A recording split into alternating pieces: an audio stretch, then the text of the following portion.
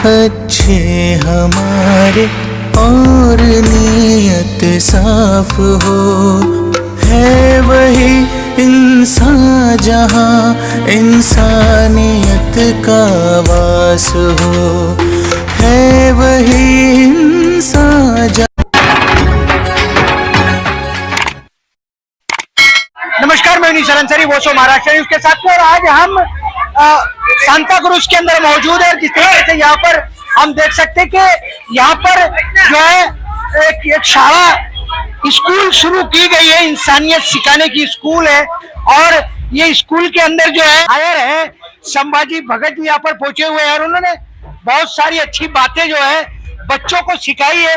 मैं संभाजी भगत जी से ये जानने का प्रयास करूंगा की भगत जी, आज की जो ये माणुसकीची शाळा सुरुवात करण्यात आलेली आहे, या सुरुवात करण्यात मागे काय उद्देश आहे तुमचा?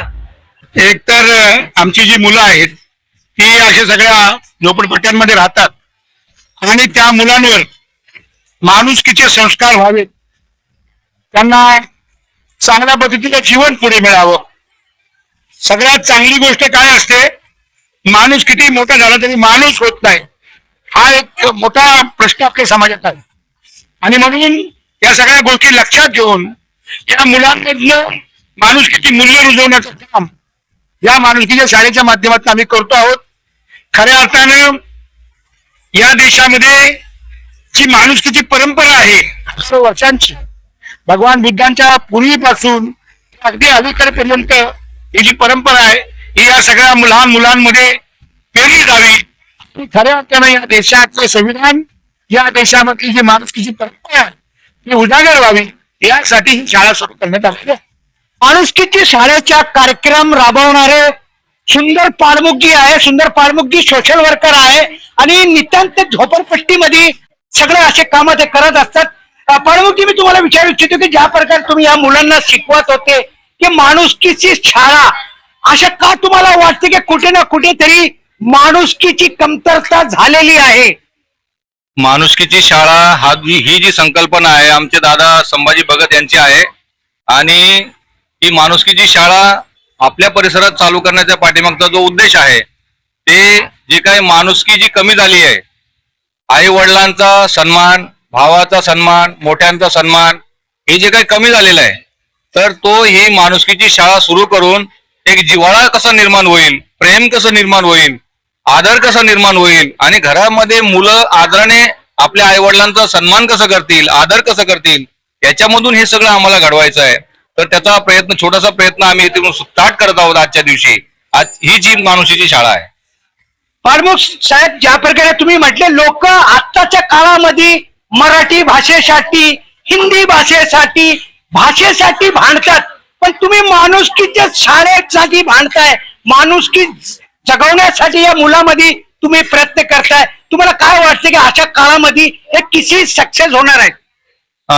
आम्हाला पूर्णपणे विश्वास आहे की ही जी माणुसकीची शाळा हा जो संकल्पना आहे आमची, ही पूर्णपणे सक्सेस होईल। यामध्ये आमच्या कार्यकर्त्यांना, आमचे सर्व कार्यकर्ते इथे आलेले आहेत, तुम्ही नंतर ते बघू शकता।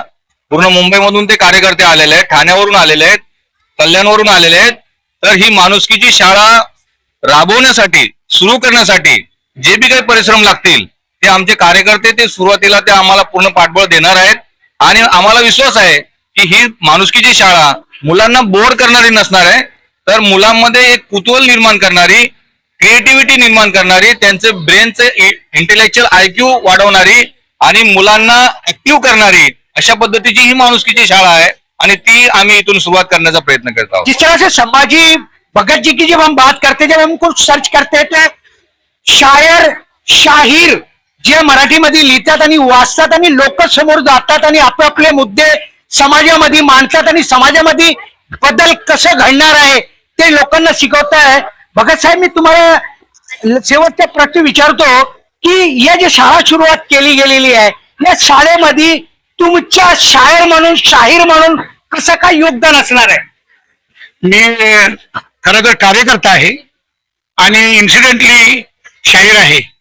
मी डॉक्टर बाबासाहेब आंबेडकर, महात्मा ज्योतिराव फुले, छत्रपती शिवाजी महाराज, महाकारुणी तथागत गौतम बुद्ध यांचा विचार त्या भूमीमध्ये पेरण्यासाठी शायरी करतो.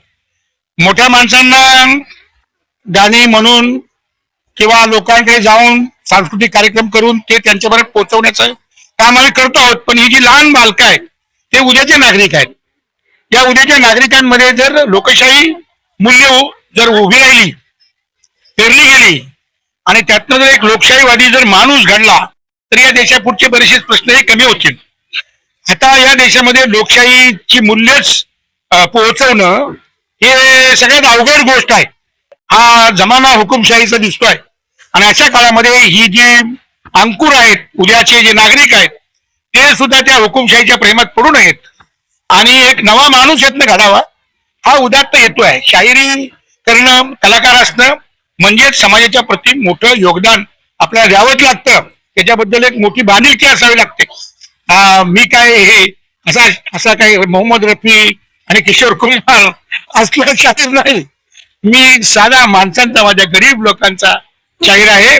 माझी गरिबी बालकं आहेत, ती जर उद्या माणूस म्हणून उभी राहिली तर या देशामध्ये एक नवं वातावरण उभं राहील. तेच माझं ध्येय आहे. ज्या प्रकारे माणुसकीची शाळेची सुरुवात झालेली आहे, सगळे लहान मुलं इथे आहेत आणि टीचरांनी, शायरांनी आपापले मत मांडलेले आहेत. पण मुलांना मी एक गोष्ट तर विचारणार आहे की बाबा, या शाळेची सुरुवात झालेली आहे, माणुसकी शिकण्यासाठी तुम्ही शाळेमध्ये जाणार आहात, पण या शाळेत तुम्ही येणार की नाही येणार? येणार. कसे येणार? वेळ कशी काढणार तुम्ही? बोल बोल बोल.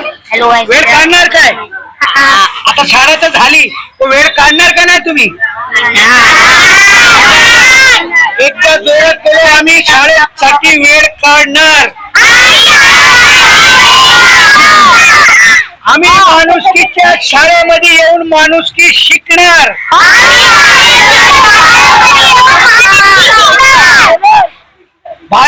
भारताला दिलेल्या डॉक्टर बाबासाहेब आंबेडकरांच्या संविधानांची गोष्ट आम्ही इथे येऊन शिकणार.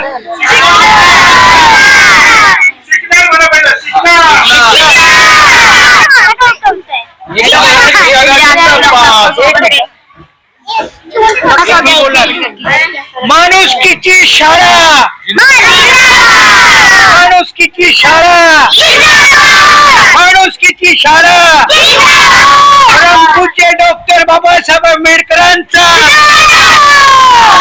डॉक्टर बाबासाहेब आंबेडकरांचा. ज्या प्रकारे सगळ्या मुलांमध्ये उत्साह आहे आणि शिकण्याकरिता, आताच्या काळामध्ये शिकण्याकरिता मुले सगळे शाळेत जात असत, पण या शाळेसाठी पण हे सर्वांनी एक वादा केलेला आहे की आम्ही या शाळेसाठी पण वेळ काढणार. हे अति चांगली गोष्ट आहे की अशा शाळेमध्ये वेळ काढून माणुसकीची गोष्ट शिकण्याकरिता लोक येणार. तेव्हाच पाडमुख सुंदरजीचा हे जे कार्यक्रम आहे हे खरोखरच यशस्वी होणार. जर मुलांनी साथ दिले नाही तर असे कार्यक्रम कधीही यशस्वी होत नाही. येणाऱ्या काळामध्ये ही शाळा कशी चालेल, काय होईल याच्यावर आपण बोलत राहू. थँक्स आणि धन्यवाद.